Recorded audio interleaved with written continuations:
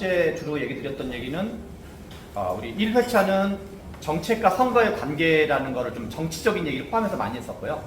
그 다음에 지난주에 드렸던 얘기는 우리나라 불평등의 구조에서 특히 불평등이라는 건 하층 대비 상층 소득의 격차인데 실제 상층 소득의 경우에는 수출과 연동해서 불평등이 된 측면이 많다. 왜냐하면 불평등이 증가하는 건 하층 대비 상층의 격차인데 불평등이 증가하는 건 논리적으로 세 가지가 있어요. 그냥 하층, 중간과 하단이 가만히 있다 하더라도 상층이 오르면 불평등은 증가하는 거거든요. 그래서 상층이 오르거나 하층이 꼬꾸라지거나 중간이 얇아지면 불평등이 증가하고 불평등이 줄어드는 것도 세 가지가 있는데요. 상층이 뭔가 줄어들거나 하층이 올라가거나 중간이 두터워져도 불평등이 줄어드는데 지난 2회차 때 했던 얘기는 우리나라의 소득의 상층은 주로 어떤 분들이 있냐면 수출, 제조업, 대기업이 주로 계세요. 실제로 신문을 보시다가 우리나라 수출이 역대 최악으로 안 좋다. 그러면 반드시 불평등이 줄어든다고 생각하시면 됩니다. 그리고 우리나라 수출이 역대 최상으로 대박을 치고 있다. 그러면 불평등이 반드시 증가하겠구나 생각하시면 틀리지 않습니다. 지난번에는 자세히 얘기했는데 이제 안 오셨던 분들이 한 3분의 2 정도 있을 수 있으니까 노무현 정부 때 불평등이 실제로 많이 증가했어요. 근데 그건 노무현 정부와 노무현 대통령이 정책을 잘못해서 그런 게 아니라 그때 중국 수출 대박을 쳤던 시기였어요. 그래서 그때가 이제 삼성전자를 비롯한 현대차 우리나라의 주력 산업들이 중국 같은 수출을 평소보다 훨씬 더 많이 대박을 쳐가지고 그래서 소득의 상위 10% 20%가 많이 이제 올라간 거죠. 그래서 역대 그 진보 정부 때 불평등이 증가하는 경향이 강했고 보수 정부 때 불평등이 줄어드는 경향이 강했는데 역시 그거는 진보 정부 때가 뭔가 이렇게 수출이 상승하던 시점이었고 보수 정부 때는 뭔가 이제 글로벌 금융위기라든가 이것도 뭐 보수 정부가 뭘 잘못해서라기보다는 외부적 요인이 좀 더 컸었어요. 그런 얘기를 지난번에 드렸고 오늘 얘기는 이제 그 수출 얘기라기보다 노동 문제와 복지 문제, 어르신 문제 이 세 가지를 주로 얘기한다고 생각하시면 될 것 같습니다. 그래서 이제 전체를 관통하는 테마는 누가 진짜 하층인가? 왜냐면 불평등이라는 건 위에서 수출을 잘 돼가지고 불평등이 커지는 거는 적절하게 우리가 세금도 걷어가지고 그 재원으로 복지를 쓰면 되겠지만 수출을 못하게 하는 게 좋은 정책은 아니잖아요. 그래서 그거는 그거대로 잘하게 냅두고 그런데 밑에를 끌어올리는 정책은 좋은 거거든요. 어려운 처지에 있는 분들을 뭔가 그분들의 처지를 좋게 개선해가지고 불평등을 줄이는 거는 그러니까 수출이 잘 되는 불평등은 좋은 불평등이고 밑에 있는 아래에 있는 분들의 처지가 안 좋은 건 나쁜 불평등이거든요. 그리고 그래서 이분들의 거를 개선하는 거는 일종의 좋은 평등인 거죠. 하단의 소득을 개선하는 건. 그러면 도대체 밑에 계신 분이 누군지를 아는 게 중요하거든요. 그래야지만 좀 이제 적절하게 쓰는 건데요. 그래서 이제 노동 문제와 복지 문제, 어르신 문제 이거의 관계를 좀 보도록 하겠습니다. 최저임 이거는 그냥 다 넘어가겠고요. 이제 이거는 다 넘어가고 1회차 때 최저임금을 한번 얘기했었는데요. 새로 한 절반 정도는 그때 없었던 분이니까 짧게 좀 간단하게 얘기할게요. 문재인 정부가 소득 주도 성장 정책이라는 걸 했고 그 정책을 한 본질적인 취지는 불평등을 줄여보려는 어떤 선의를 가지고 했다고 봐야 돼요. 그런데 불평등을 줄이려고 최저임금 정책을 했는데 실제로는 약간 이제 좀 논란의 여지가 있었거든요. 근데 이제 여기서 주목할 거는 2017년에 최저임금이 시간당 6,470원이었는데요. 그때 공약은 뭐였냐면 2020년까지 만 원을 달성하겠다는 거였어요. 근데 딱 연도를 이렇게 딱 집어서 말씀하신 거였는데 2020년까지 하려면 3년 합계 54%를 올려야 되고 연평균 15.7% 한 그것도 복리 방식이니까 올리고 그러니까 15.7, 15.7, 15.7 이런 식으로. 그런데 실제로는 우리나라 경제 성장률과 물가에 근데 2018년에는 성장률과 물가 합쳐서 40.2%, 19년도에는 2.4% 해서 6.6% 올렸는데 단순 합계이긴 하지만 그러니까 여기는 한 6.6%, 요거는 한 30% 정도여가지고 실제로는 경제 성장률과 물가 상승률에 거의 한 4.5배 가까이 올렸어요. 그러니까 이게 이제 우리가 뭐랄까 이제 올리는 것 자체는 바람직한 건데 낮춰야 된다는 것도 아니고 동결이 좋은 것도 아닌데 이게 이제 우리가 그 약간 적당히 더 올리거나 덜 올리는 건 있을 수 있는데 이걸 한 4.5배 가까이 더 올려버리면 경제에서 충격이 발생할 소지가 많거든요. 저는 개인적으로 약간 정책 보좌관을 하고 정책 쪽을 하는데, 물론 저도 이제 경제학을 전공하긴 했지만 저보다 훌륭한 경제학자분이 되게 많은데, 진보 쪽 경제학자 중에 제가 알기로 공개적인 발언으로 단 한 명도 최저임금의 부작용을 얘기한 사람이 없어요.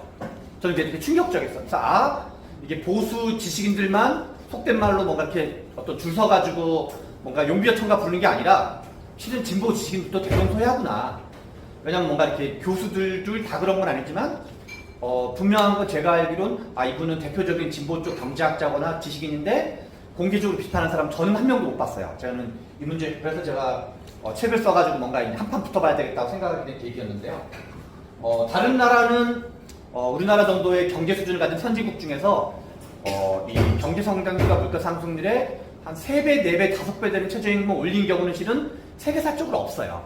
우리보다 저소득 국가가 일부 그러는 경우가 있긴 하지만 그래서 최저임금 10,000원을 좀 무리하게 올리니까 나중에는 이제 제가 보기에는 부산, 울산, 경남 지역이 약간 그 공업지대와 연동된 그러나 탄핵을 찬성했던 보수 쪽 분들, 약간 개혁지향적 보수라 그럴까요?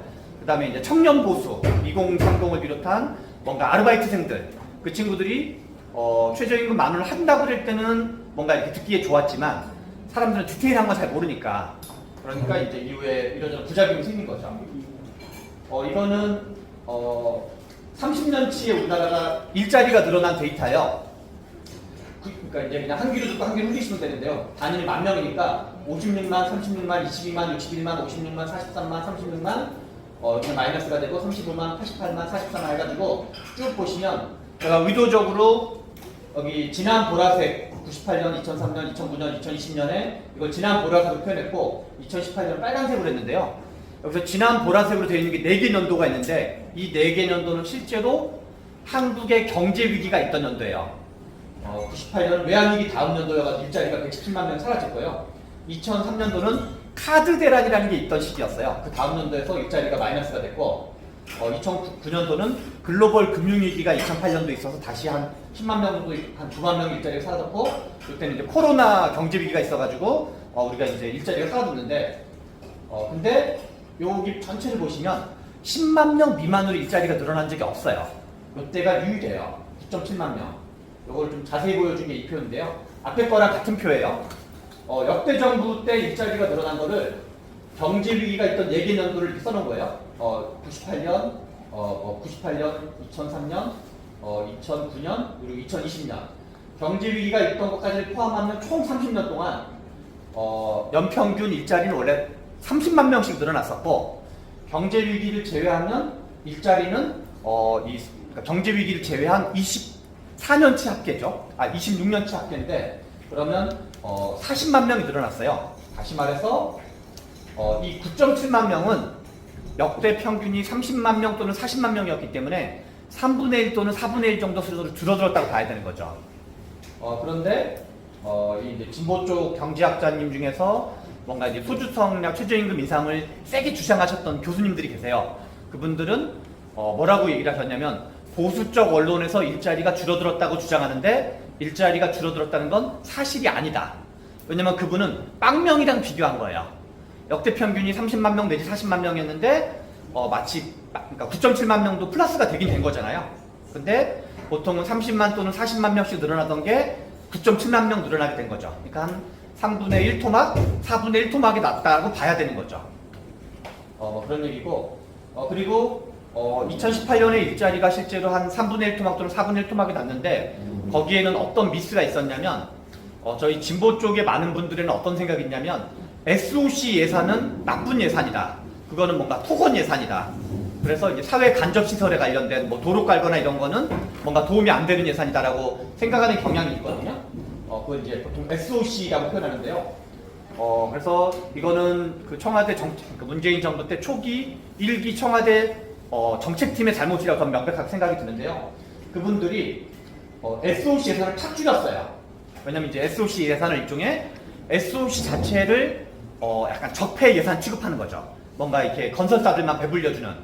그런데 실제로 SOC 예산을 요만큼 줄였어요. 한 22.1조 원에서 19조, 3조 원을 줄였어요. 그랬더니 어떤 일이 벌어지냐면 원래 SOC도 일자리 창출 효과가 많은 산업 중에 대표적인 산업이에요. 그래서 여기서 이제 한 최소 제가 대충 이러저러 통계 작업을 해서 했는데 대략 SOC 예산의 대폭 감축으로 줄어든 일자리가 약 10만 개 정도 줄어들었다고 봐야 되는 거예요.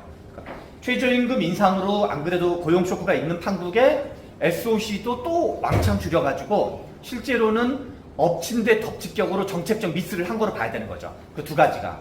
그래서 원래는 2018년도에 그렇게 고용 충격이 온 다음에 다음 연도였던 2019년도에도 SOC 예산을 원래 또 줄이려고 그랬어요. 그래서 제가 이제 아는 뭐 청와대 쪽 사람이나 지금 우리 당에서 나가 있는 뭐 기획재정부 사람 이런 쪽에 저도 막 자료 만들어가지고 보내줘가지고 당신네들 정신 있는 거냐 없는 거냐, 지금 일자리가 줄어들었던 거는 2018년도에 뭔가 일자리가 계속 줄어들었던 거는 하나는 최저임금을 과도하게 올려서 그런 거고, 또 하나는 SOC 예산을 과도하게 줄여서 그런 건데 당신들이 내년에 또 줄이면 일자리 충격이 계속 벌어진다 해가지고 제가 그거를 뭐 청와대나 기재부 같은 데로 보냈을 정도면 뭐 저 말고도 다른 사람도 아마 많이 보냈겠죠. 그게 이제 들어가서 나중에 문재인 대통령이 정책적 기조를 살짝 바꿔요. 그래서 이제 뭔가 SOC를 줄이다고 했다가 그대로 그냥 좀 늘린다고 말하면 좀 약간 그 뭔가 쑥스러우니까 그래서 만드는 말이 생활 SOC라는 표현이에요. 아마 들어본 적 있을 텐데요. 그래서 그 뒤로 생활 SOC를 막 늘리고 그래서 예산이 그 뒤로 올라가기 시작해요. 그리고 이제 뭐 지역에 대해서 지역 개발과 관련된 거는 뭐 예비 타당성 검사를 좀 이렇게 간소하게 한다든가 그런 정책을 하죠. 다른 나라는 어떻게 하냐면요, 보통 최저임금을 올리는 일반적인 경우는 경제성장률과 물가상승률 합계보다, 이거는 16년치 데이터인데요. 16년치 합계인데 보통 그 언저리에서 조금 덜 올리든가 조금 더 올리든가, 그러니까 경제성장률과 물가상승률 합계를 해서 그러니까 뭐 매년 그거를 딱 그대로 맞춰야 되는 건 아니지만 대략 조금 더 올리거나 조금 덜 올리는 정도에서 16년치 합계도 요 정도 차이밖에 안 났다는 얘기는 얼추 비슷하게 움직였다는 얘기죠. 얼추 비슷하게. 그래서 아무튼 그렇습니다. 이거는 그냥 우리나라도 그랬다. 근데 우리나라는 역대 한국 정부는 여기 보시면 제가 연도가 여기 2000년부터예요. 2000년부터면 노무현, 그러니까 김대중 정부 후반, 노무현 정부, 이명박 정부, 박근혜 정부까지 4개의 정부에 걸쳐서도 우리가 평균보다 좀 더 많이 올렸어요. 여기가 이제 이 나라들인데 마이너스인 게가 좀 더 많죠. 근데 우리나라를 보시면 우리나라는 이 경제 성장률 물가 상승률이 합계는 7.0%인데 우리나라는 8.5%로 한 1.5% 포인트 더 올렸거든요. 그 얘기는 뭐냐면 우리나라는 역대 보수 정부도 비교적 최저임금을 이 합계보다 살짝 더 올리는 방향이었어요. 왜 그랬냐면 우리나라 최저임금이 국제 기준보다는 낮았었어요, 그동안. 그래서 이게 이제 그건데요.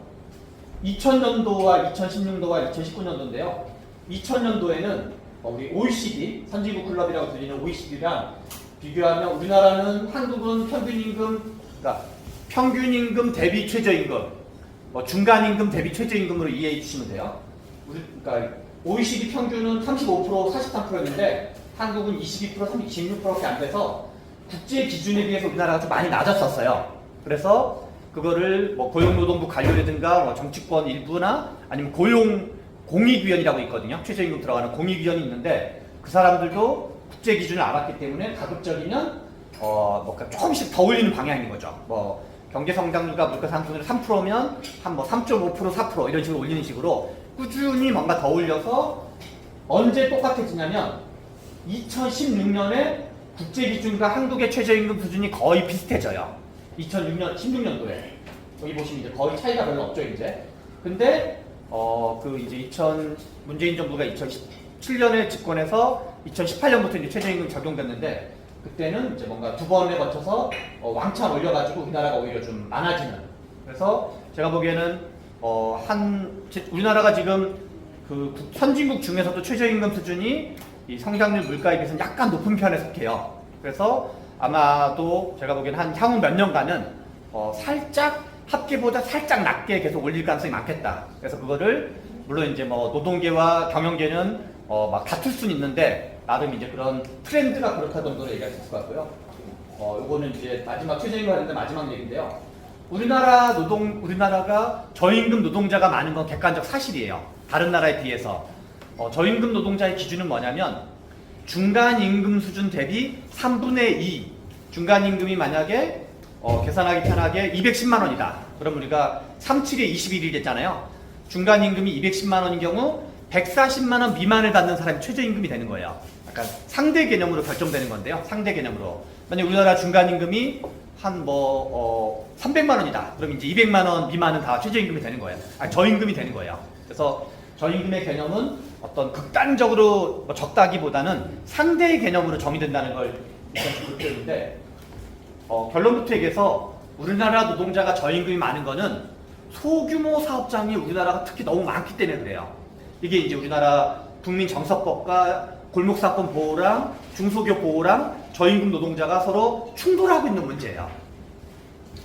우리나라는 제가 이 자료는 안 갖고 왔는데 독일 같은 경우는 우리가 중소기업의 강국으로 알려져 있는 대표적인 나라가 독일이에요. 제가 최근에 이제 봤던 자료인데 독일은 전체 취업자의 약 70% 정도가 250명 이상의 사업장에서 일하고 있어요.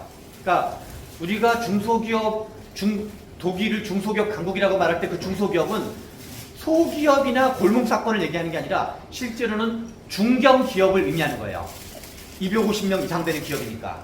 그런데 우리나라는 거꾸로 여기 이제 50명 미만, 50에서 300명 이상으로 세 덩어리를 나눴는데요. 우리나라는 전체 일자리 전체의 50명 미만이 합계로 53% 정도 돼요. 심지어는 5인 미만도 26%, 이거 누적이에요. 10인 미만이 35%. 이게 숫자로 몇만 명이 되냐면 우리나라는 총 50인 미만이 1200만 명이 있고요.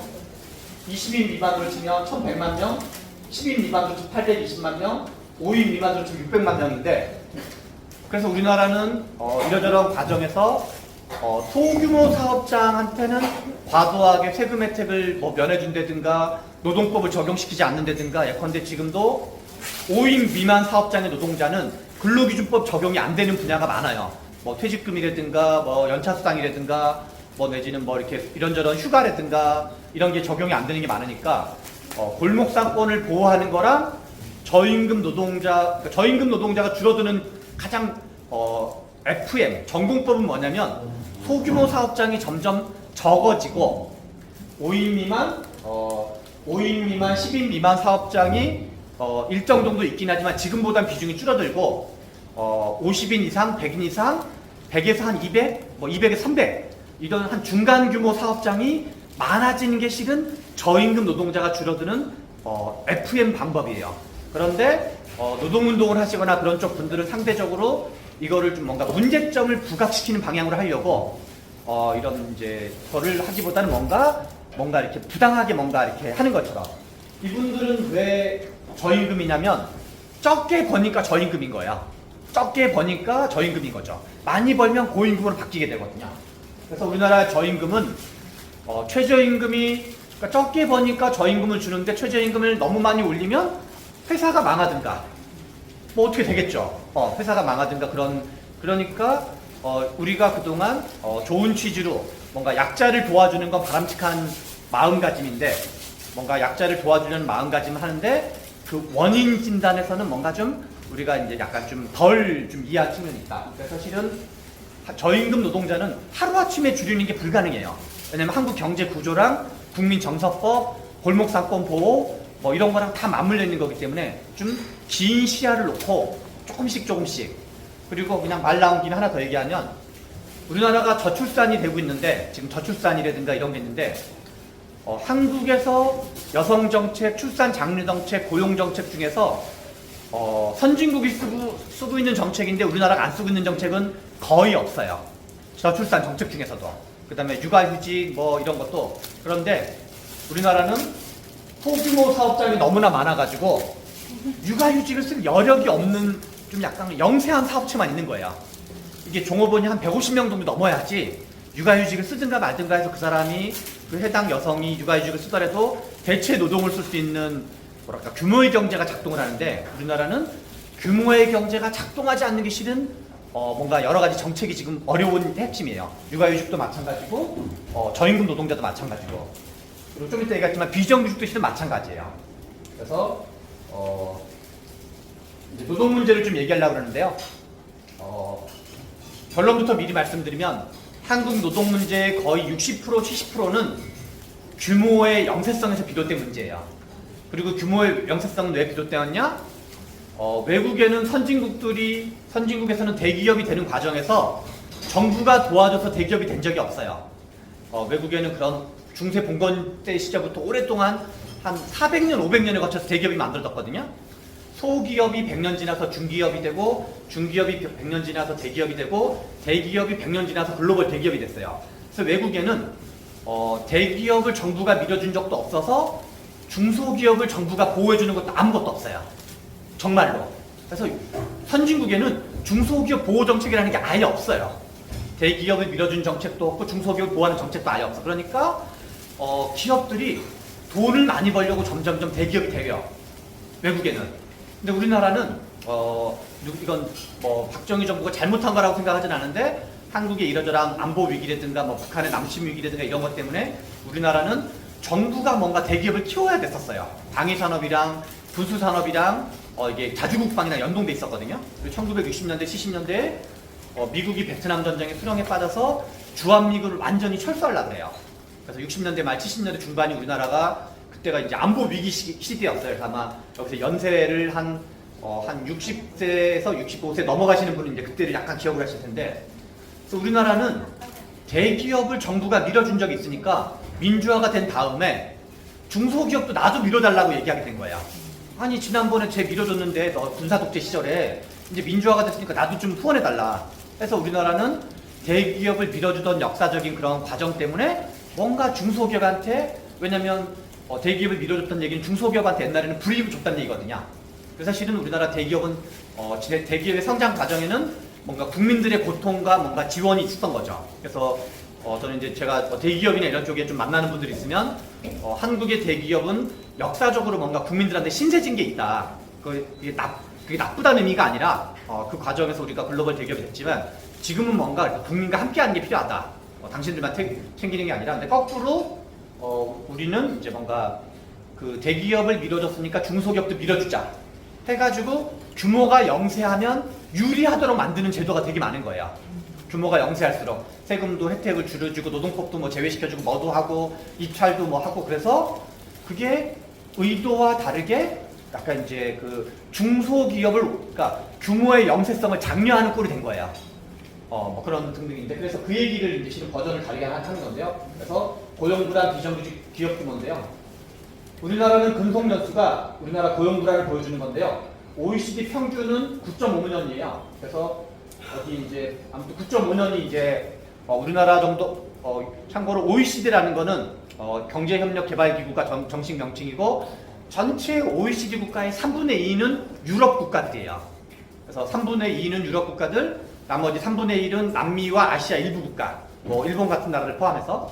그러니까 대충 유럽 수준과 비슷하다고 생각하시면 돼요. OECD라고 말하면 유럽 수준과 비슷한데, 대충 평균 근속연수, 회사를 계속 다니는 연도가 보통 한 직장에서 9.5년 정도 다니는 거예요.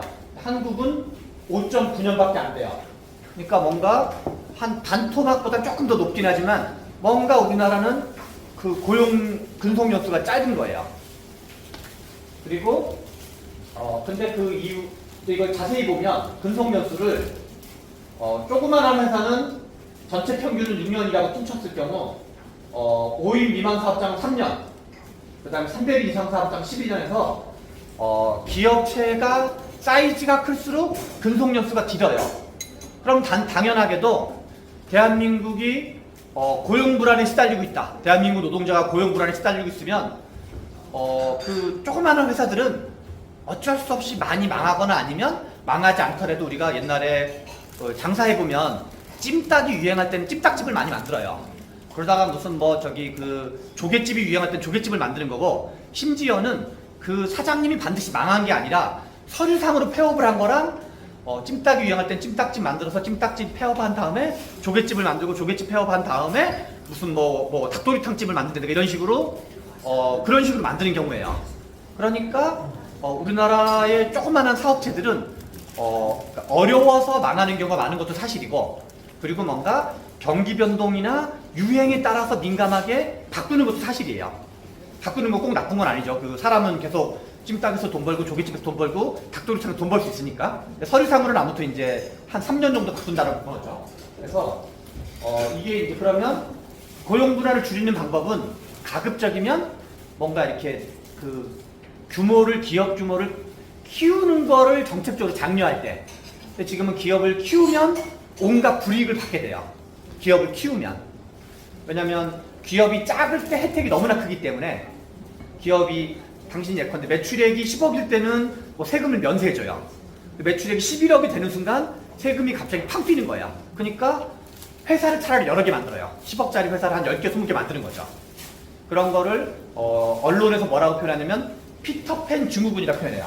그래서 마치 피터팬처럼 이제 크는 거를 내가 기업 사이즈가 커지면 내가 뭔가 이러저런 혜택을 못 받게 되니까 절대 회사 키우지 말아야지. 그래서 우리나라는 이제 실제로는 민주화 이후에 뭔가 이렇게 이러저런 국민정서법과 정치권이 여야가 서로 경쟁적으로 되면서 본의 아니게 이렇게 되었다.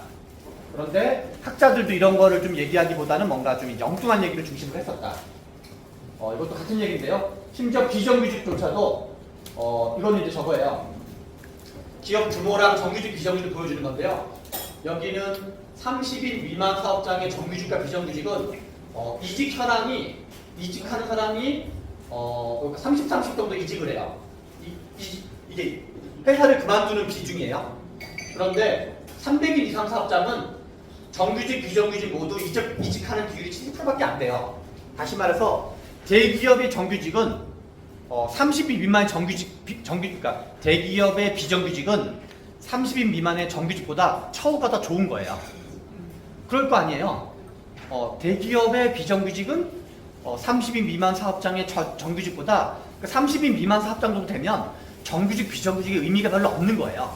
왜냐면 회사가 자기 뭐 가게가 망하거나 등등 하는 판국에. 그런데 우리가 노동운동 하는 분들이 저도 뭐 예전에 이제 노동운동 하려고 공장 가서 실제로는 저는 노조 없는 사업장을 갔는데 제가 구로공단, 독산동, 천안에서 공장 생활을 했거든요.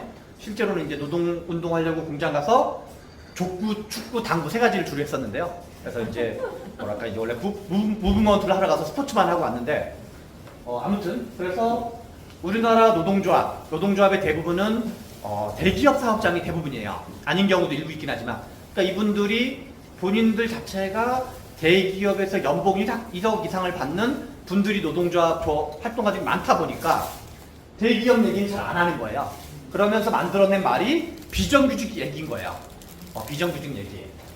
아무튼 등등 그래서 우리나라는 이게 30인 미만은 정규직과 비정규직 처지가 많이 다르지 않고 여기도 이제 오히려 만약에 정규직이 나쁜 거면 이 비정규직에서 이직률이 높아야 되는데 정반대라는 거죠. 그래서 우리나라 노동 문제의 거의 60% 70% 이상은 규모의 영세한 데가 너무 많은 게 문제의 거의 대부분이에요. 근데 그거를 기존의 노동 쪽의 진보 쪽 학자들이나 이런 사람은 노동조합이 듣기 좋은 얘기를 하려고 하니까 비정규직이 문제다 이런 말을 막 만들어낸 거예요. 근데 저임금 노동자의 대부분도 30인 미만 사업장이 있는 거고 비정규직 노동자의 대부분도 30인 미만 사업장이 있는 거예요. 그러려면 저부가가치니까 저임금인 거예요.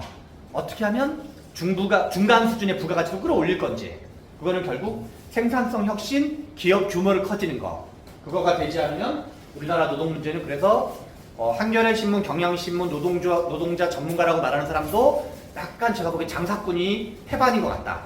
그게 이제 우리한테 뭔가 오해를 하도록 만들어서 정책적 미스를 만들어내고 있다. 그분들은 청와대를 집권하는 사람들이 아니기 때문에 노동운동가들은 그런 얘기를 해도 별로 관계가 없어요. 근데 우리는 국정을 운영해야 되는 사람이에요. 우리가 청와대를 먹고 국회 과반 정당이 되면 뭔가 종합적으로 알고 있어야 되고 어떤 편향된 얘기를 알고 있으면 안 돼요. 가치지향으로는 우리가 약자를 도와주고 서민들을 도와주는 걸 우리 지향해야 되지만 뭔가 한쪽 얘기를 너무 이렇게 편향된 얘기를 들으면 우리가 정책적 미스를 할 수가 있는 거죠. 이것도 비슷한데요. 비정규직의 비정규직이 65대 35로 정규직이 65%, 64%, 비정규직이 36% 정도 됐는데 비정규직은 어디에 많이 몰려있냐? 30인 미만 사업장에 전체 비정규직의 72%는 30인 미만 사업장에 있어요.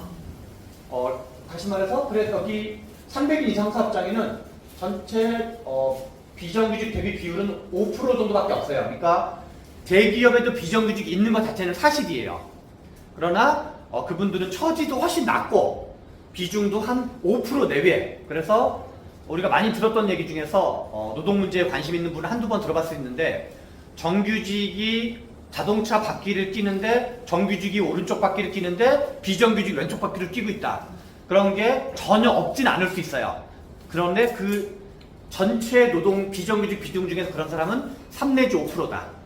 전체 비정규직의 어떤 대표적인 경우가 아니라 극소수 사례다. 가장 대표성 있는 사례는 그냥 72%예요. 이거가 아닌 경우도 물론 있긴 하지만 그래서 대략 우리나라 비정규직의 약 3분의 2 정도는 30인 미만 사업장에 집중되어 있다. 그래서 이 규모의 영세성이 전체 우리나라 노동 문제의 거의 대부분이다. 비정규직이 많은 7대 산업인데요. 보건복지, 사업서비스, 건설업, 음식숙박업, 도소매업, 제조업, 교육서비스업. 저희 어머니는 1938년생이고 2020년 2월에 돌아가셨어요. 83세 연세로 돌아가셨는데 그 어머니가 이제 병원에 오랫동안 계셔가지고 이제 중풍을 세게 오셔가지고 그런데 이제 병원을 계시면 이제 병원에 있는 단계가 있고 나중에 요양원에 있는 단계가 있고 이제 뭐 등등이 있는데 우리가 그러면 이제 돌봄 간병인들을 쓰잖아요. 돌봄 간병인을 쓰면은 그런 건 어쩔 수 없이 비정규직을 쓰게 되거든요. 그거를 우리 가족 중에 누군가 아픈 게 무슨 뭐 그 예정해가지고 특정 기간에 아픈 게 아니라 갑자기 아픈 거잖아요. 갑자기 아픈 거니까 그런 보건복지가 그런 분들이에요. 간병인, 돌봄, 요양간호사, 요양보호사 뭐 이런 분들이어서 요 업종에 그 다음에 교육 서비스업은 뭐냐면 학원 강사들인 거예요. 우리 사교육 아마 집 근처에도 약간 보습학원이라든가 이런 게 있을 수 있을 텐데 그래서 요 비정규직은 사업의 성격 자체 그 다음에 제가 만약에 차를 몰고 갔는데 친구들이랑 술을 먹어가지고 대리운전을 부를 일이 있다. 그 대리운전 분들도 비정규직인 거죠. 근데 대리운전을 제가 정규직으로 쓸 수는 없는 거잖아요. 그래서 이제 그러니까 정규직 업무를 하는데 비정규직인 경우도 부분적으로 있지만 실은 산업 구조가 다양화되고 서비스업이 다양화되면서 특성 자체가 비정규직스러운 특성. 다만 여기 이제 사업 서비스업이나 음식숙박이나 학원 이런 일부에서는 이제 조그만 사업체가 많은 경우가 많다. 그래서 이 비정규직 문제는 하나는 규모의 비경제, 또 하나는 저부가 가치, 또 하나는 약간 서비스업과 연동된 특성. 이것이 맞물려서 비정규직인 경우가 많다. 유럽에서는 유럽의 복지국가가 발달한 나라도 70년대, 80년대, 90년대 되면서 유럽에서도 비정규직이 늘어나요. 유럽에서 비정규직이 늘어나는 가장 중요한 이유는 비정규직 중에서도 파트타임이 늘어나요. 왜 파트타임이 늘어나냐면 여성이 그전에는 전업주부로 있다가 아이를 돌보는 시간 빼고 나머지는 일자리로 나가게 되는 거예요. 2시간, 3시간, 4시간, 5시간, 6시간을 그러니까 8시간 풀로 일하진 않지만 일과 가정을 같이 하게 되면서 유럽에서 비정규직 증가하게 돼요. 그래서 여성의 경제활동 참가율 증가와 파트타임 증가는 유럽에서는 약간 비슷했던 거죠. 그거는 나라마다 양상은 조금 다르지만 우리나라가 엄청난 무슨 비정규직 문제가 자본가들이 착취를 강화해서 비정규직 문제가 있는 게 아니라 그냥 뭔가 우리 사회 경제발전 과정에서 구조적으로 뭔가 이렇게 우리가 국민정서법과 우리 마음속에 충돌하는 게 있는 거다. 영세한 사업주도 도와줘야 되겠고 저임금 노동자도 도와줘야 된다고 생각하는데 뭐가 그 중에 우선시할 건지 그리고 어떤 방향으로 경제를 이끌고 갈 건지에 대한 고민이 필요하다. 그럼 그냥 넘어갈게요. 이거는 광주 기아차 얘기인데요. 광주 기아차에 2015년도에 이제 조사했던 건데요. 광주 기아차에는 원청 안에는 정규직이 연봉이 1억이에요. 이거는 이제 실제 금액. 당시 실태 조사한 거기 때문에 연봉 1억인데 사내하청 노동자는 연봉이 5천만 원이었어요. 근데 1차 협력사의 정규직은 4,700만 원이어서 협력사 정규직은 그 앞단에 있는 비정규직보다 대부분은 살짝 금액이 더 낮은 게 일반적이에요.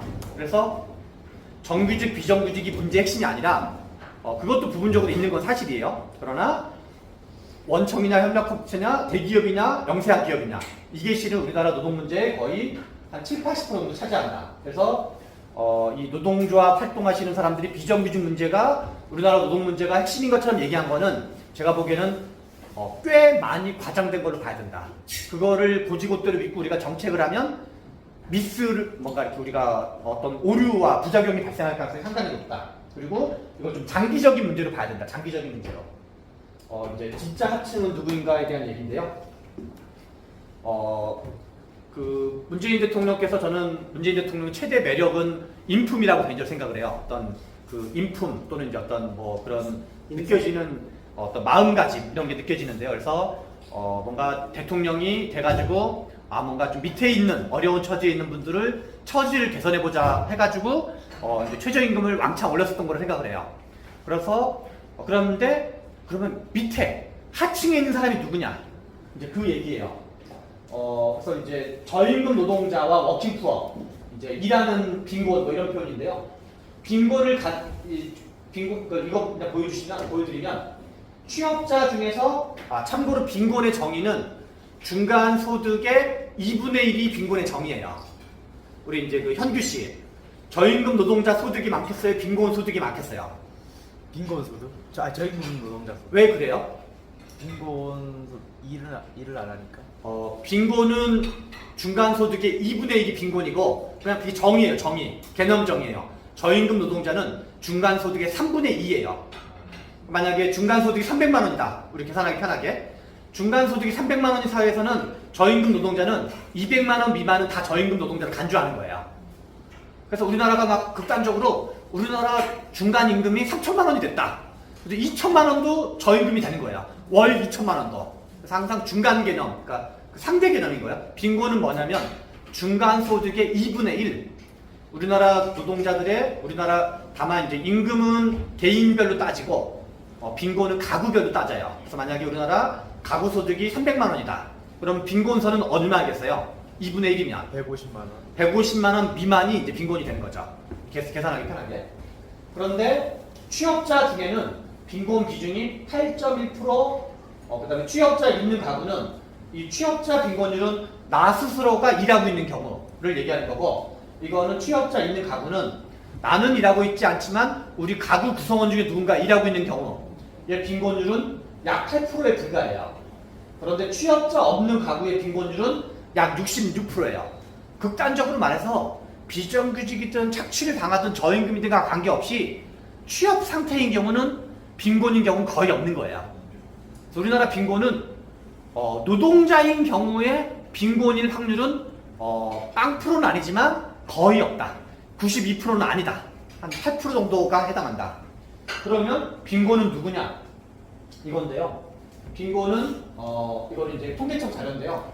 초등학교 이하인 사람이 전체 빈곤의 약 31%, 65세 이상인 사람이 전체 빈곤의 62%, 그 다음에 은퇴한 사람이 전체 빈곤의 63%, 사별한 사람이 전체 빈곤의 56%였는데요. 이게 학력, 연령, 은퇴 여부, 혼인 상태 여부인데 실제로는 인격적으로는 동일한 사람이에요. 저희 어머니예요, 어머니.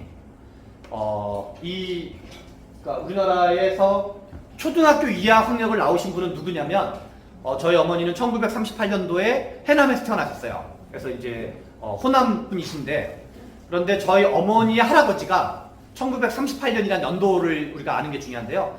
여자는 글을 배울 필요가 없다라는 생각을 가지고 계신 분이었대요. 그리고 해남이라는 곳은 저기 시골에 살았었어요. 그러니까 1938년도에 시골에 살았고, 그 시대는 이제 어떤 가부장제적인 게 있고 일제시대였어요. 일제시대였기 때문에 초등학교를 다닌 사람이 실제로 거의 없었어요. 일제시대에. 그러니까 여자는 글을 배울 필요가 없다 해서 저희 어머니의 평생의 서름이 글을 모르시는 거였어요. 그래서 제가 이제 그거를 생각하면 막 이제 슬프기도 한데요.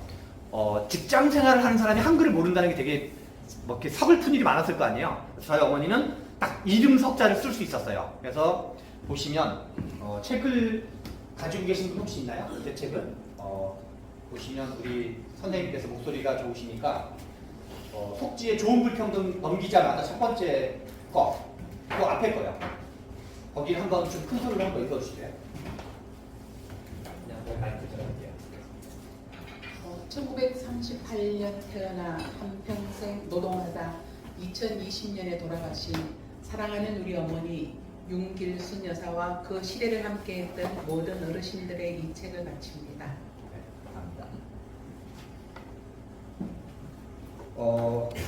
우리나라의 하층과 빈곤은 저임금 노동자가 아니라 1930년대, 40년대, 길면 50년대 태어나셨던 분들이고, 특히 그 중에 초등학교를 아예 못 나오거나 초등학교 정도를 나온 그 어르신들이에요.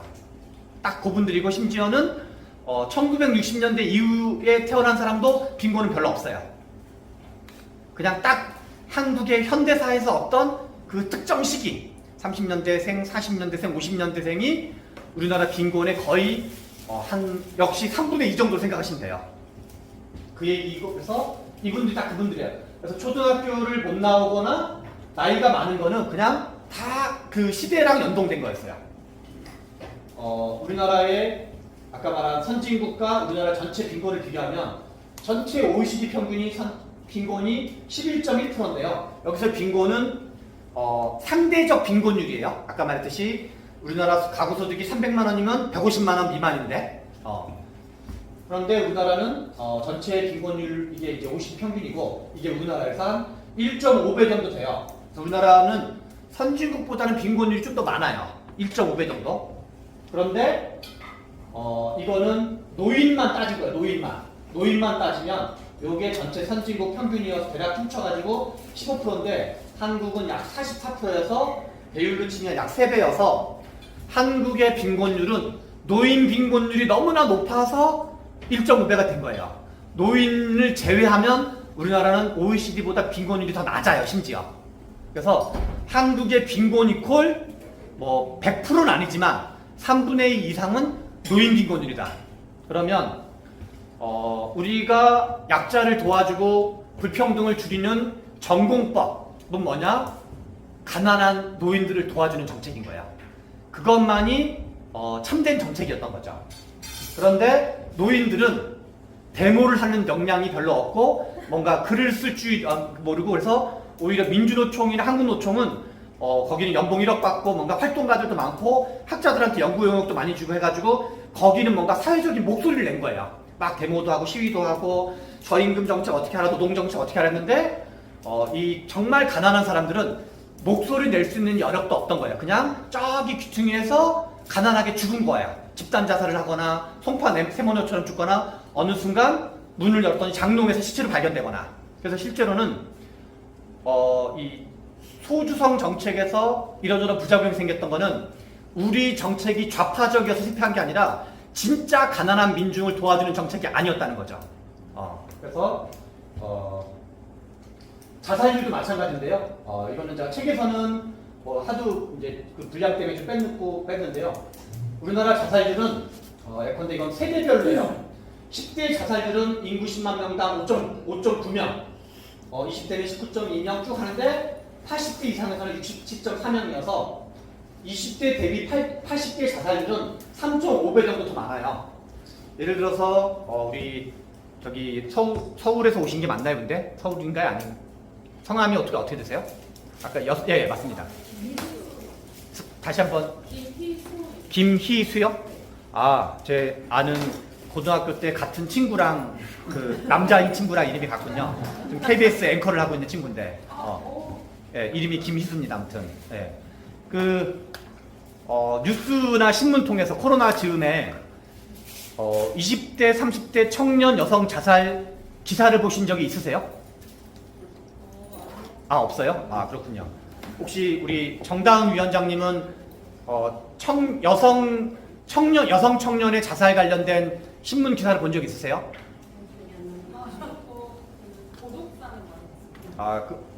어떤 고독사요? 청년들의 고독사? 그렇군요. 고독사도 자살의 한 종류입니다. 고독사와 자살은 좀 다를 수 있겠군요. 청년 집단 자살이라고. 네, 그래서 저는 이제 가끔 제 주변에 있는 분들이 그 청년들의 자살, 남성도 마찬가지고 여성도 마찬가지지만 왜냐면 이제 제 주변에는 상대적으로는 연세 드신 분들보다는 젊은 친구가 많거든요. 그러니까 그리고 기자들은 우리가 국회에 이제 저는 국회 보좌관 했었는데 국회 정치부 출입 기자의 거의 3분의 1은 여성 기자들이에요. 그리고 20대 후반에서 30대 후반 사이에 있는 젊은 여성 기자들이에요. 그거는 이제 그래서 기자들의 대부분이 뭐 최소한 하다못해 45세 이하인 건 분명한데요. 45세 이하인 사람이 전체 기자의 거의 한 4분의 3, 5분의 4로 생각하면 돼요. 그러니까 젊은 사람들의 거는 기사가 좀 더 많이 돼요. 그런데 뭔가 이제 그 노인분들의 얘기는 기사가 좀 덜 되는 경향이 있는 거죠, 상대적으로. 그래서 그리고 기자들의 대부분은 요즘은 이제 미디어가 하도 많아서 그런데 옛날에 우리가 알고는 종합 일간지, 조중동 한겨레 경향, 조선일보, 중앙일보, 동아일보, 한겨레 경향, 세계일보, 뭐 한국일보, 국민일보 이런 등등의 종합 일간지라고 불리는 곳은 실제로는 다 꽤 이렇게 유명대학 출신들이에요. 지방 국립대, 명문 국립대들인가? 그러니까 그 사람들은 실제로는 진짜 가난한 사람 만날 일이 별로 없어요, 오히려. 자기 주변도 다 중산층들이거든요. 그래서 우리나라는 중산층의 뉴스는 더 많이 나오고 진짜 가난한 사람 기사와 뉴스는 덜 나오는 사회예요. 청년들도 뭔가 서울에서 대학 나온 애들은 뭐 이것저것 정책이 많이 만들어지는데 지방에 있는 뭐 고등학교이거나 전문대거나 나온 사람의 정책은 민주당 정책 중에도 그런 게 훨씬 적어요. 그래서 물론 이제 뭐 보수도 마찬가지, 이건 다 같이 반성해야 될 문제인데, 그래서 우리는 누가 진짜 하층인가 그런 거를 신문만 봐선 안 되고 항상 뭔가 좀 한 번 더 생각하는 그런 게 필요하다. 그래서 이거는 자살률인데요. 이거는 밑에 있는 건 연도예요.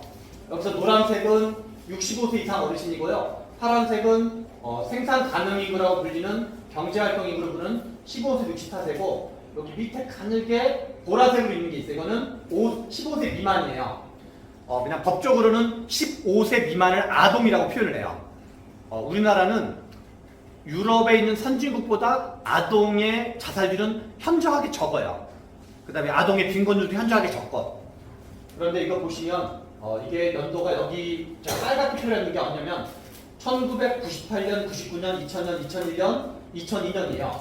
요때 자살률이 급증하는데 현재 우리나라는 OECD 자살률 1위예요. 1위. 그런데 그게 옛날부터 그랬던 게 아니라 외환위기 다음부터 그렇게 됐어요. 근데 외환위기 중에서도 누구의 자살률이 올라갔냐가 중요해요. 노인 자살률이 올라가요. 급격하게 올라가요. 그래서 이거는 되게 슬픈 일이죠. 누가 나쁜 사람이 있는 게 아니라 정말 먹고 살기 힘드니까 1년, 2년, 3년 외환위기가 벌어서 고용대란이 벌어지고 1년, 2년, 3년은 버텼는데 4년, 5년, 6년 되니까 도저히 못 버티겠니까 그냥 어르신이 돌아가시는 거예요. 우리나라의 그 어르신 관련된 건데요. 여기는 이거는 이제 2015년도니까 지금 한 10년 전 데이터로 생각하시면 되는데요. 60세 이상인 어르신들은 초등학교 이하가 거의 제일 많아요, 빈도수로. 근데 50대인 사람은, 이 사람들 지금 한 60대겠죠. 여기가 지금 70대일 텐데요. 고등학교 이상인 사람이 더 많아요. 왜 그러냐면 30년대, 40년대, 50년대에 우리나라가 1953년에 한국전쟁이 끝나고 1950년에 농지개혁이라는 게 돼요. 1950년 농지개혁이 돼서, 그리고 농지개혁과 도입됨과 동시에 의무교육제도라는 게 도입돼요. 의무교육제도는 되게 재밌는 제도인데요. 그 초등학교 나이의 아이를 학교에 보내지 않으면 부모를 처벌하는 거야. 그러니까 처벌받지 않으려면 애를 학교에 보내야 돼요. 안 그러면 옛날에는 그 시대까지만 해도 우리나라 국민의 거의 한 80~90%가 농사를 졌거든요. 그러니까 애를 학교에 안 보내고 농사 짓게 하는 게 제일 좋은 거거든요. 근데 한편으로 농지개혁이 돼가지고 이렇게 뭔가 자기 땅이 생긴 거고, 또 한편으로 우리나라는 고려시대, 조선시대 이후로 뭔가 이렇게 교육을 해야지, 과거 시험 같은 거 봐야지 출세를 하는 거기 때문에 그런 어떤 국민들이 높은 교육 열기 이런 게 맞물려 가지고 이제 초등학교 보급률이 엄청 높아지는데, 그래서 그 이후에는 1950년대 중반 이후에 태어나신 분들은 본인들이 초등학교 나이가 되면 대충 한 10살이었으면 이미 1960년대 초중반이었거든요. 그러니까 그 사람들은 고등학교 세대인 거예요. 아예 우리나라는 30년대, 40년대생은 초졸 미만 세대였던 거고, 50년대 중반 이후에 50년대, 60년대 태어난 사람들은 최소한 고졸 세대였던 거고, 그리고 70년대 중반 이후에 태어난 세대는 대졸 세대인 거예요. 물론 안 그런 사람들이 일부 있긴 하지만 전체 그 세대의 80% 이상은 뭐 초졸이거나 중졸이거나 고졸이거나 대졸이었던 거죠. 그래서 우리나라는 단지 모든 노인이 빈곤했던 게 아니라 딱 그 시대 노인이 빈곤했던 거야. 그 시대 노인. 30년대, 40년대, 50년생. 그래서 정치권이 우리나라가 너무나 빨리 경제 발전을 하고 너무나 사회 변화 속도가 너무 빨라갔기 때문에 미처 그걸 파악하지 못했던 거죠. 제도 변화 속도가. 그래서 당시 60세 이하는 고졸이 제일 많고, 그래서 우리나라 이제 그렇다. 그래서 이게 이제 다 그런 어떤 역사적인 조건, 시대적인 조건. 그래서 2019년도 기준으로 85세는 무학이 50%예요. 무학이 50%. 저희 어머니도 이제 그런 분이 한 분이었던 건데요. 근데 젊은 사람이 좀 달라진 거죠. 그래서 우리나라에는 편의상 70세를 기준으로, 아니 75세를 기준으로 75세 이전의 노인, 그러니까 65에서 75 사이에 있는 노인과 75세를 넘어가는 노인이 있고, 그를 75세 이전의 노인을 우리 축구에서 전반전, 후반전처럼 전반전 노인을 전기 노인으로 표현하고 후반전 노인을 후기 노인이라고 표현하면, 한국의 빈곤의 실체는 특히 후기 노인이다. 후반전에 계신 노인이다. 그래서 그분들한테는 좀 더 뭔가 파격적인 혜택, 그리고 그 시대의 분들이 저는 이렇게 표현하는데요. 전쟁의 시절을, 그러니까 이분들은 아동기와 청소년기를 온통 전쟁의 시대에 살았는데, 일본이 만주를 쳐들어가기 31년, 중국을 쳐들어가기 37년, 진주만 공습을 하기 41년도, 2차 세계대전이 45년에 끝나고 한국전쟁이 50에서 53년이 있었는데, 우리나라가 1인당 1,000달러를 돌파하는 게 77년도예요. 지금 우리가 35,000달러인데, 저 시대를 그러니까 유아기, 영아기, 유아기, 아동기, 청소년기 살았던 분은 온통 전쟁과 가난의 시대를 살았던 거예요. 그래서 저는 이 어르신들, 정근대와 근대의 이행기를 살았던 거고, 식민지와 대한민국의 이행기를 살았던 분들이고, 문명의 시대와 문자독기 시대의 이행기를 살았던 분들이고, 유교적인 가부장제와 근대적 보편 교육의 이행기를 살았던 분들이어서 가장 한 시대를 어렵게 살았던 분들. 우리 선생님 제가 다시 한번 이번에 책 맨 뒷장에서 마지막입니다. 선생님이 목소리가 좋아서 시키는 건데요. 진심으로 제가 그때 참 목소리가 아름답다는 생각이 드는데요. 페이지로 치면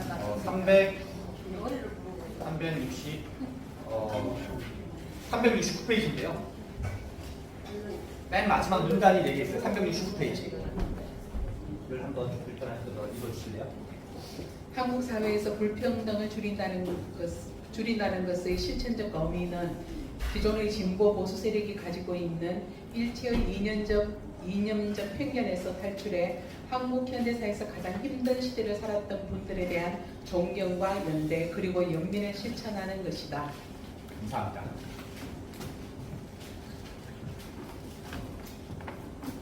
그래서 저는 이 진보가 가지는 여러 가지 가치주의 중에 하나가 약자를 도와주는 거가 하나가 있다고 생각을 해요. 어려운 처지에 있는 분들 도와주는 게 있다고 생각하는데, 표계산도, 저는 뭐 표계산도 되게 중시 여기는 사람이긴 하지만 뭔가 좀 그런 걸 우리가 좀 더 생각해볼 필요가 있겠다, 이런 생각이 듭니다. 이런 좀 그 전체적인 얘기를 좀 드리려고 하는데요. 우리나라에서 취업자 상태인 사람과 취업하지 않은 상태의 비중은 대략 6대4로 생각하시면 돼요. 그래서 우리나라 전체 그 성인 인구가 이제 전체 아동, 그러니까 이 아동을 다 빼고 그냥 20세 이상으로 간주했을 경우 대충 한 이거 2019년도, 2020년도 기준인데 대충 한 6대4다 이렇게 보시면 되고요. 넘어가고, 그러면 이게 이제 제가 한번 표를 정리했던 한국의 어떤 계급 구조도예요. 계급 구조도. 뭔가 복합적으로 보여주는 계급 구조도인데요. 제가 방금 우리 현규 씨 취업자가 몇 프로 정도 된다고 했는지 기억나요? 60%. 예, 한번 따라해 볼게요. 60%. 60%. 그래서 취업자와 미취업자는 다시 한번 따라해 볼게요. 6대4. 6대4. 그래서 우리나라에서 뭔가 자영업을 하시든 어려운 처지에 있든 저임금 노동자든 비정규직이든 내가 돈을 벌고 있다. 그러면 상위 60% 안에 들어가는 거예요. 상위 60% 안에 일단 들어가는 거니까 상위 10%, 20%, 30%, 40%, 50% 해가지고 그러면 요 세 집단 이게 60%예요. 다섯 덩어리를 나눠서 20%, 20%, 20% 하면 노동자란 말과 비스무리 노동자, 자영업자 계통에 들어가면 일단 그 60% 안에 들어간 거야. 그러면 이걸 다시 그냥 임의적으로 쪼개서 고임금, 중임금, 저임금으로 나누면 이들은 누구냐? 고임금 노동자는 대기업에 다니고 수출, 제조업, 대기업, 전문직 공무원 계통이고, 중임금은 누구냐? 중간 규모 기업에 다니고 보통 중소기업 중에서도 괜찮은 약간 좀 약간 그 한 우리 협력업체를 좀 한 3차 협력업체 정도 되는 사람. 1차 협력업체와 2차 협력업체도 대체로는 고임금 노동자의 확률이 높아요. 참고로 우리나라의 상위 10%의 기준은 얼마냐면 약 7천만 원이에요. 세금을 내기 이전 기준으로 7천만 원이기 때문에 나는 연봉 6천만 원 정도 된다 그러면 전부 다 상위 10%예요. 상위 10% 안에 들어가는 분들이요. 민주노총 조합원 중에 상위 10% 아닌 사람은 10% 미만으로 봐야 돼요. 한국노총 조합원 중에도 상위 10% 미만은 10% 미만으로 봐야 돼요. 대략 다 그렇다. 그래서 우리나라에서 뭔가 수출 제조업 대기업 1차 벤더 근처에 있으면 대부분 다 상위 10%고 2차 벤더는 경우에 따라 좀 이제 일 수도 있고 아닐 수도 있어요. 거기가 딱 경계선 정도 되는데 저임금은 누구냐면 임시 일용직인데 저임금 노동자가 우리나라에 전체로 치면 중간쯤을 받고 있는 거야. 저임금 노동자가. 왜냐하면 미취업이 많거든요. 미취업 비노동이. 그래서 비노동을 둘로 나누면 근로능력 있는 미취업자, 근로능력 없는 미취업자. 근로능력 있는 미취업자가 뭐냐? 어르신들 중에 전반전에 있는 노인들. 그래서 이분들은 약간 일도 하고 쉬기도 하고 또는 장년 계층, 한 50대 중반 이상. 50대 중반 이상인데 일자리가 좀 뭔가 회사가 오래 다니던 회사가 안 좋게 돼가지고 어렵게 되거나 그러면 55세 이하인 장년들과 60세 중에 이제 좀 약간 젊은 어르신 계통. 여기가 우리나라에 이제 근로능력이 있는 거여서 이분들이 어떤 때는 건설 일용직 하거나 아니면 비정규직 하거나. 그 다음에 이제 근로능력 없는 미취업자. 이거는 이제 아예 뭔가 건강상의 이상이 있는 신체가 어려우신 상태에 있는 분들. 이런 분들은 이제 근로능력 없는 미취업자. 그래서 누가 제일 가난한 사람이냐? 여기가 제일 가난한 사람인 거예요. 그 다음으로 누가 어려운 처지냐? 이분들이 어려운 거고 그 다음에 여기고. 그래서 이분들이 안 중요하다는 얘기가 아니라 어려운 사람을 도와준다는 관점에서 그래서 우리가 저임금 노동자를 비유하면 건물로 치면 1층에 있는 사람이에요. 1층. 이 저임금 노동자는 노동시장에서 가장 밑바닥에 있는 사람인 거거든요. 그러니까 나는 이 사람들을 팍팍팍 도와주면 우리나라가 뭔가 내가 약자를 도와주는 게 생각했지만 실제로는 지하 1층이랑 지하 2층이 더 있는 거예요. 영화 기생충을 보면 지하 1층, 지하 2층이 나오는 것처럼 우리 사회는 지하에 살고 계시는 분들이 있는 거야. 그거를 잊으면 안 된다. 그건 뭐 다 비슷한 얘기인데요. 약간 비슷한 얘기를 다르게 틀어가지고요. 불평등이라는 말은 불평등, 불공정, 불공평 세습은 다 다른 말인데요. 불평등은 엄밀히 말하면 격차 덩어리예요. 그냥 숫자적으로. 그래서 불평등은 수출이 대박나서 불평등이 커질 수도 있고 노인분들이 대규모 자살을 해가지고 불평등이 커질 수 있는 것처럼 좋은 원인으로 불평등이 커질 수도 있고 나쁜 원인으로 커질 수도 있어요. 근데 불평등은 편의상 이거를 일종의 계급론과 연동시켜서 4가지로 나누면 우리 이제 한번 따라해 볼게요.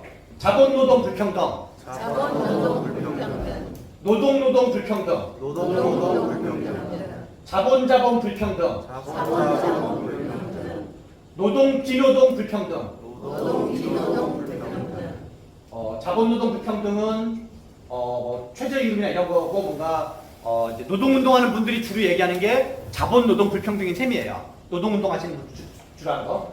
그 다음에 노동자들 중에서도 뭔가 이렇게 상층 노동과 하층 노동이 있을 수가 있는 거죠. 그래서 하층 노동의 처우 개선, 최저임금도 약간 이런 뭐 이슈인 거죠.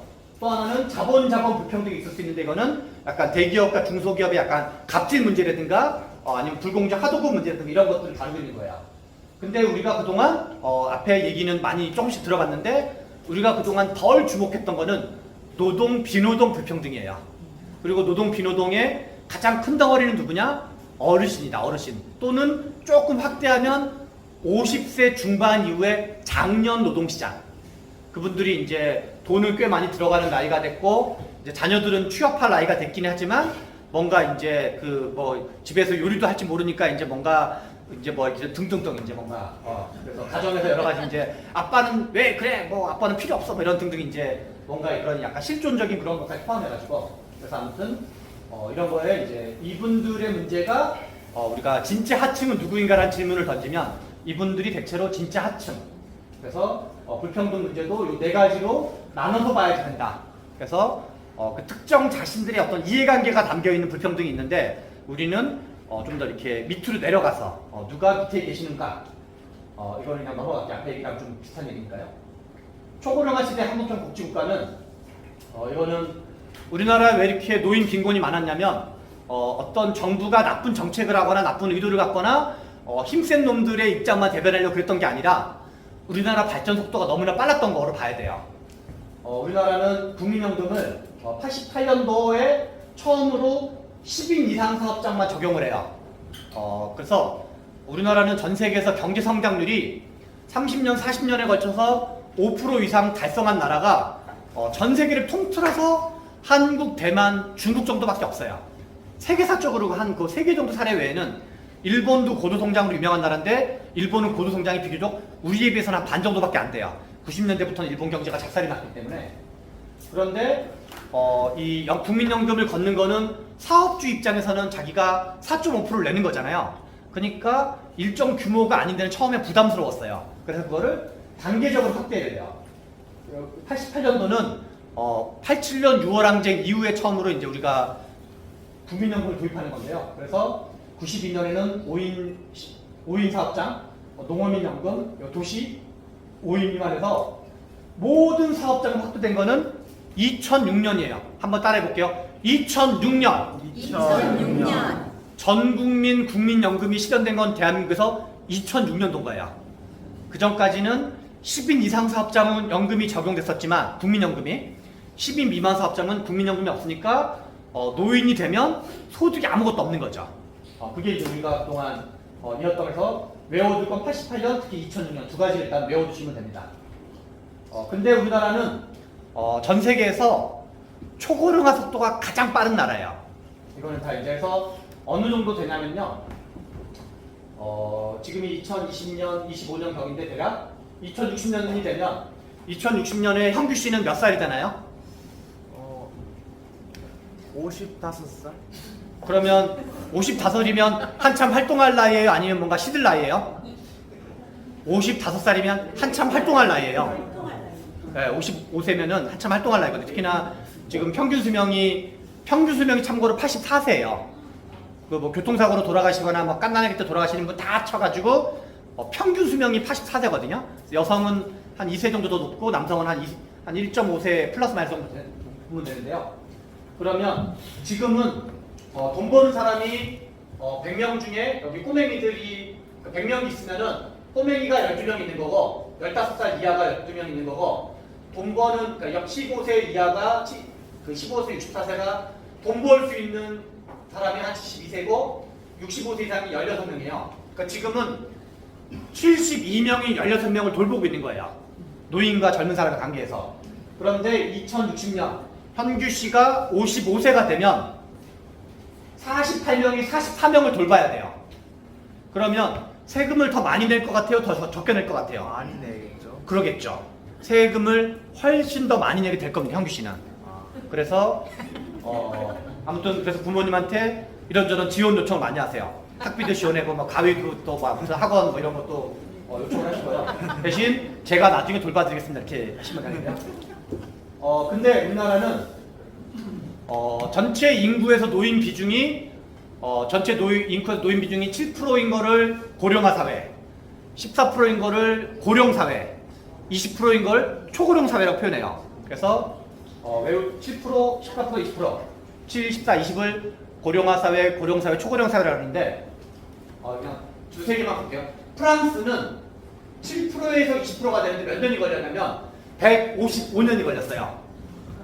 그리고 복지국가로 유명한 스웨덴은 124년이 걸렸어요. 그러니까 우리나라 지금 1년 예산이 640조 원이거든요.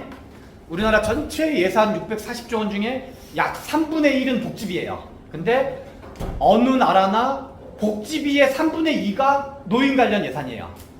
여기는 복지비의 3분의 2는 그 중에 가장 큰 덩어리는 연금이고 나머지 큰 덩어리는 건강보험이에요. 건강보험을 지원해 주는 거죠. 그래서 이건 어느 나라나 다 비슷해요. 전체 복지비의 약 3분의 2가 어르신 관련된 예산인데 그러면 프랑스와 스웨덴은 노인 예산이 늘어나는 게 155년 동안 천천히 늘린 거예요. 여기는 155년 동안 천천히 노인 관련 예산을 늘린 거고 전 세계 최초의 초고령화 국가가 일본이었는데 일본은 7에서 20%가 된 게 35년인데 대한민국은 전 세계에서 제일 빨라요. 25년이에요. 그래서 속도로 치면 한 몇 배, 한 7배? 우리가 프랑스나 스웨덴 이런 복지국가보다도 4배, 5배, 6배, 7배 더 빠른 속도로 초고령화가 돼요. 그러면 그게 무슨 의미를 갖겠어요, 현규 씨? 아까 전에 그러니까 증세 속도가 빨라지겠어요, 느려지겠어요? 빨라져요. 그래서 현규 씨는 세금을 많이 내게 되기도 하고 가파르게 많이 내게 될 거예요. 가파르게. 그래서 우리 그 희수 씨 혹시 연배가 어떻게 되는지 물어봐도 괜찮나요? 18살. 18, 29. 예. 그래서 아무튼 여기 두 분은 매우 가파르게 매우 많이 세금을 내게 될 거다라는 거를 기억해 주실 필요가 있습니다. 저기 이제 2023년인데 여기를 먼저 그냥 보여드리면 노인 인구의 연령별 국민연금 수급률이에요. 이거는 연도인데요. 연도를 그냥 다 까먹고 2019년 가장 최근 걸 보시면요. 이거는 밑에 있는 거 나이인데요. 이거는 연세 많이 드신 90세 어르신 때는 국민연금 가입률이 20% 정도밖에 안 됐어요. 그러니까 노무현 정부 때 국민연금 가입률은 노인 중에서 국민연금으로 돈을 받는 사람은 전체 노인 중에 20, 30%밖에 안 됐어요. 그러니까 하위 70% 노인한테 기초연금을 줘도 좋은 정책이었던 거예요.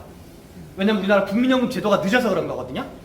왜냐면 돈 땡전 한 푼 없이 노인이 된 사람이 전체 노인의 약 70%였던 거예요.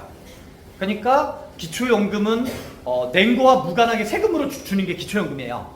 근데 지금은 그동안 국민연금 가입한 사람이 많이 생겨가지고 국민연금 가입한 사람이 약 65%예요. 예컨대 우리 유시민 씨 있죠. 유시민 씨 모르는 사람 없겠죠. 유시민 씨가 서울대 7, 8학번이에요. 그러면 유시민 씨가 나이가 7, 8학번이면 지금 65세겠죠 아마도. 유시민 씨는 이미 많은 두터운 국민연금을 가지고 있어요. 그래서 유시민 씨 같은 분한테는 기초연금을 지급하지 않아도 아무 이상이 없고 그 세대 분들, 그러니까 한 70년대 말 학번에서 한 80년대 중반 학번, 우리 조국 교수님이 조국 전 법무부 장관이 서울대 82학번인데 조국 법무부 장관도 넉넉하신 분이에요. 물론 여러 가지 고초를 겪고 있긴 하지만 소득은 비교적 넉넉하다 봐야 되겠죠. 그런 분들한테까지 다 지급을 하면 우리는 조금밖에 못 주는데 아주 조금밖에 한 20만 원, 30만 원. 근데 재원은 엄청나게 많이 들어가고 근데 그러니까 2000년대 초반에는 국민연금 가입률이 30%고 지금은 국민연금 가입률이 약 65%예요. 좀 지나면 새로 들어오는 노인들은 소위 말하는 86세대 1차 베이비부머 58년 개띠 이후 58년 개띠 이후에 태어나신 분들은 대체로 국민연금을 가입한 분들이 약 한 7, 80%를 보셔야 되는 거예요.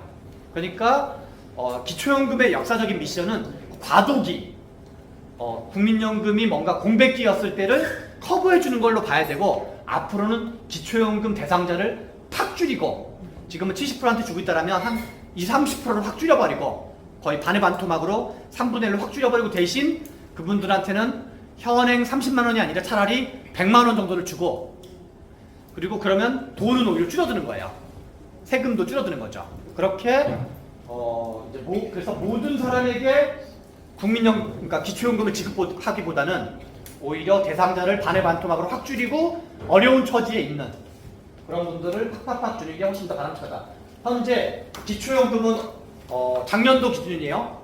기초연금은 하위 70%한테 주고 있는데 기초연금을 받는 사람 중에서 가장 소득이 높은 사람, 경계선에 있는 사람이 얼마냐면 작년 기준으로 단독 가구 기준 노인 중에 180만 원 받는 사람.